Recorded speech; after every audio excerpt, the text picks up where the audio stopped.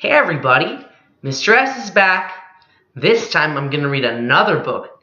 This one's called Papagayo, the Mischief Maker. Does anybody remember what part of the book is this? The front cover, exactly. Do you remember what part of the book this is? The spine. It keeps the book together. And what about this part? The back cover. Can you remember who wrote the story? The author of this book is Gerald McDermott. And you know what? He also did the pictures. That makes him the illustrator as well. So he's the author and the illustrator. Papagayo, the Mischief Maker. Papagayo woke up with the sun. He ruffled his bright feathers and whitened his yellow beak and greeted the morning with a ruckus. The night creatures were fast asleep, but Papagayo was wide awake, and he made mischief. So look how beautiful Papagayo is. He has many colors. And there's the sun in the back. Here we go. Sometimes he would steal fruit from the spider monkey. Sometimes he would surprise the butterflies and send them fluttering in every direction.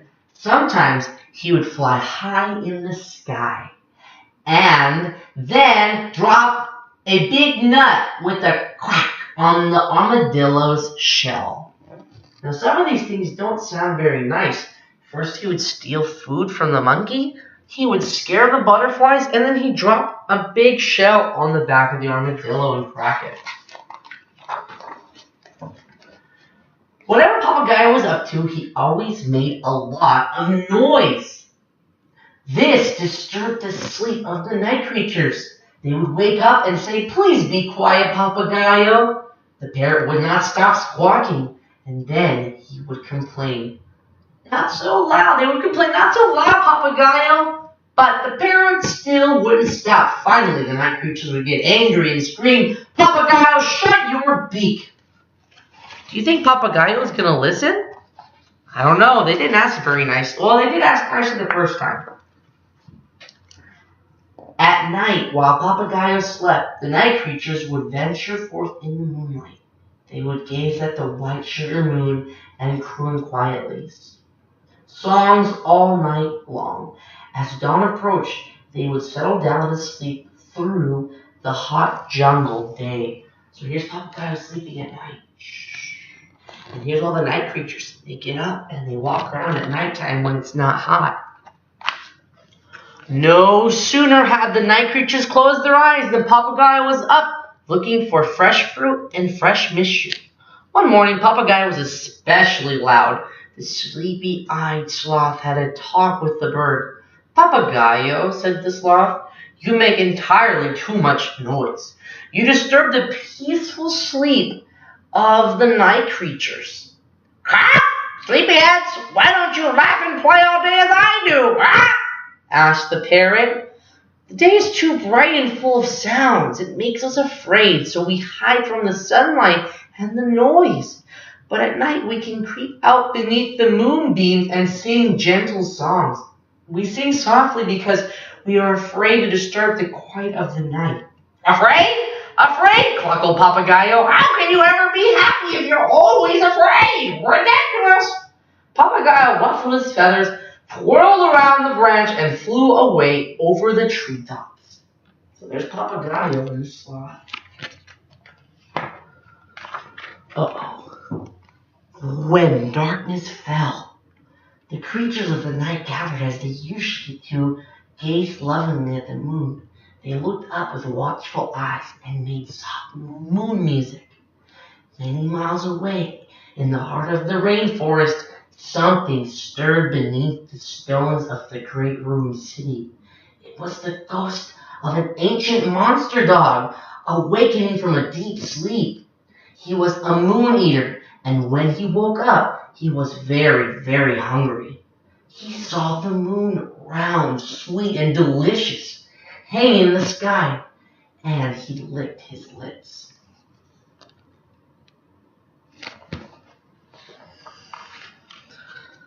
The bony moondog slipped from the ruins and floated up into the sky. He looped along the pathway of the stars towards the moon. All the night creatures gasped when they saw the fierce moondog pounce on the moon. They watched in terrified silence as he began to nibble at it. Then the moondog took a big bite out of the moon, scurried across the starry fields of the sky, and disappeared within the crumbling walls of the great ruined city. Uh-oh. So what do you think's going to happen to the moon? Look, he took a big bite out of it. Look at the night creatures. Look at them. They're all nervous and scared. So let's see what happens. The next night, the creatures of the rainforest gathered under the stars, trembling. They looked up at the bite-sized shape that was missing from the moon. Perhaps the moondog won't come back anymore. Perhaps he's satisfied, he whispered. We can't complain if just a tiny bit of the moon is missing. Perhaps our beloved moon will grow again and will be full. But at midnight, the moondog came again. He bared his sharp teeth and hungrily began to eat at the moon. To the horror of the forest creatures, he returned each night for a week. As the moondog grew fatter and fatter, the moon became thinner and thinner.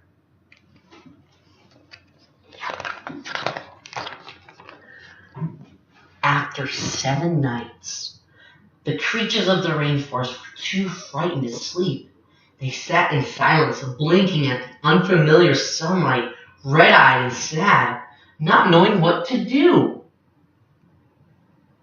Papagayo came flying along then, singing and chuckling to himself. He was surprised to find all the night creatures wide awake. "Quack! Good morning, my brotherly night friends! Quack!" Papagayo laughed. "Isn't it past your bedtime?" "It's not funny, Papagayo," they said, pouting. "It's terrible. Each night this week, a moondog has eaten a bit of our beloved moon. There's only the thinnest sliver left. Tonight he's sure to swallow the last of it, and night will be nothing more than everlasting darkness." "Disgusting!" spat Papagayo. "Why don't you stop him?" "Because we're afraid," the night creatures answered in chorus. "There's nothing we can do." "Nothing? Nothing? There's always something that can be done. I'll stay up with you tonight, my friends, and we shall see what is to be done." Well, that's nice of Papagayo to offer to stay with them. That night, Papagayo kept a vigil with the night creatures. It was very dark because the moon was now just a slender crescent, but Papagayo tried hard to stay awake. He was just about to doze off when he heard the night creatures whimpering. The moondog was back and had returned. He was bigger and fatter than ever. He greedily licked the last sweet bit of the moon.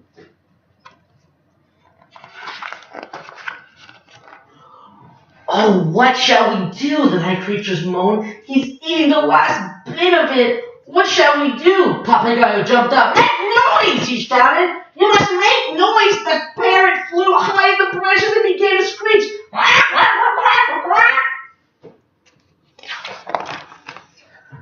At Papagayo's call, the night creatures began to stir. At first they were timid, but gradually they began to yell and shout. Their sounds grew louder and louder until the jungle echoed with their cries. They howled and hissed and croaked. They cracked sticks and shook bushes and beat a rhythm that every night creature joined in the chant. And Papagayo shouted, "Rah, rah, rah." The moondog was frightened by all the noise. He jumped off the moon and ran through the sky. He flew along the pathway of the stars and disappeared into the darkness of the great ruined city. "We did it!" shouted the night creatures. "We scared away the moon eater! How brave we are now! Our beloved moon can grow again to fullness!" Papagayo croaked his head and clucked. Now the moondog has tasted the sweetness of the moon, and he is sure to sneak back. When he comes again, remember what you must do. But the night creatures, proud as their great victory and tired from all the excitement, were already curling up for a good day's sleep. The sun began to color the sky. Papagayo ruffled his feathers and spread his wings. He opened his yellow beak and greeted the morning with a loud ruckus. Not a single creature complained. The end. Well, thank you, friends. I'm glad that you guys sat around and listened to my story, and I hope that you guys come back for more. See you later. Hey, everybody, it's Mr. S here, and I'm here to read you guys The Rainbow Fish. Can you guys tell me what part of the book is this? The front cover, excellent. And can we remember what part of the book is this? The spine, just like our spine keeps us together, the spine keeps the book together. Can we remember what part of the book this is? It is the back cover, excellent. Who writes the story? The author, excellent. And who does the pictures? The illustrator. For the rainbow fish, the author and the illustrator are the same person. Marcus Pfister wrote and did the pictures for the rainbow fish. So let's begin our story. The rainbow fish. A long way out in the deep blue sea, there lived a fish. Not just any ordinary fish, but the most beautiful fish in the entire ocean. His scales were every shade of blue and green and purple, with sparkling silver scales among them. The other fish were amazed at his beauty. They called him Rainbow Fish. Come on, Rainbow Fish, they would call. Come and play with us. But the Rainbow Fish would just glide past, proud and silent, letting his scales shimmer. One day, a little blue fish followed him. Rainbow Fish, he called, wait for me. Please give me one of your shiny scales. They're so wonderful and you have so many. You want me to give you one of my special scales? Who do you think you are? Cried the Rainbow Fish. Get away from me. Shocked, the little blue fish swam away.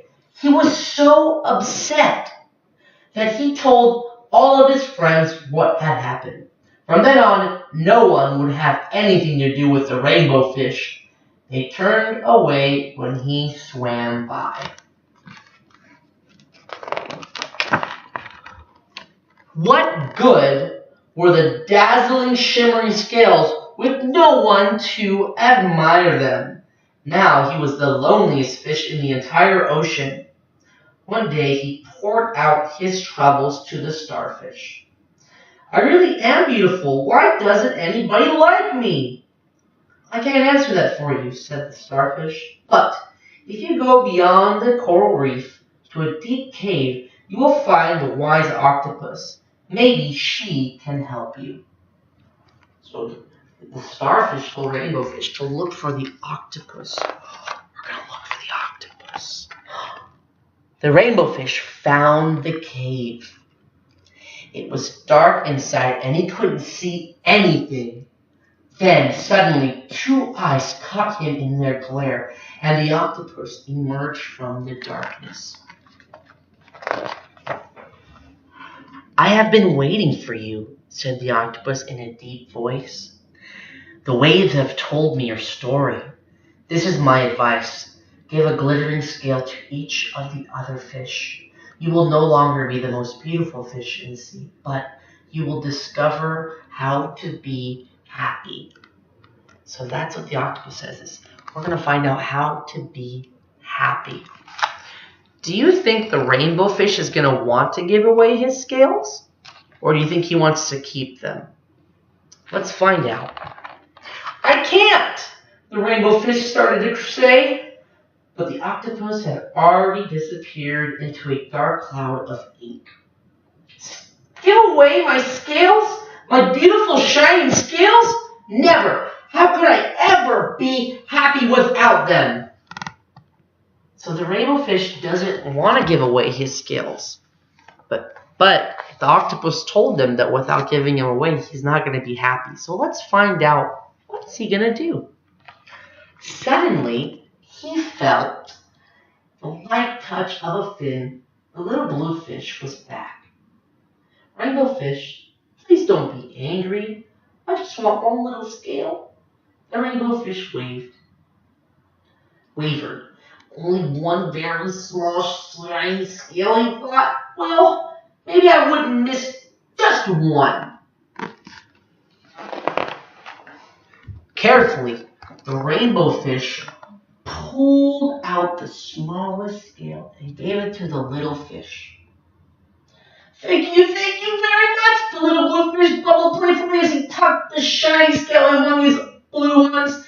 A rather peculiar feeling came over the rainbow fish. For a long time, he watched the little blue fish swim back and forth with his new scale glittering in the water.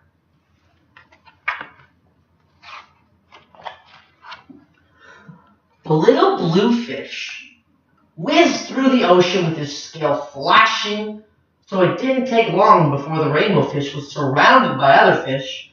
Everyone wanted a glittering scale. The rainbow fish shared his scales left and right, and the more he gave away, the more delighted he became. When the water around him filled with glimmering scales, he at least felt at home among the other fish. See, the rainbow fish gave away his scale to everybody, so if you look around, the other fish, they each have a little scale. Finally, the rainbow fish had only one shining scale left. His most prized possessions had been given away, yet he was very happy. Come on, rainbow fish, they called. Come on, play with us. Here I come, said the rainbow fish, and happy as a splash, he swam off to join his friends. The end. So, in the end, rainbow fish shared his scales. And because he shared his scales, he was happy and his friends were happy. So, sometimes we might want to keep all of our things, but if we share them, we might even be happier than we were keeping them all to ourselves. So, when you're at school and your friends want to use a toy, maybe you should let them use the toy and you both can share them or take turns, because it'll make you both happy like the rainbow fish. Thanks, friends. I'll see you later.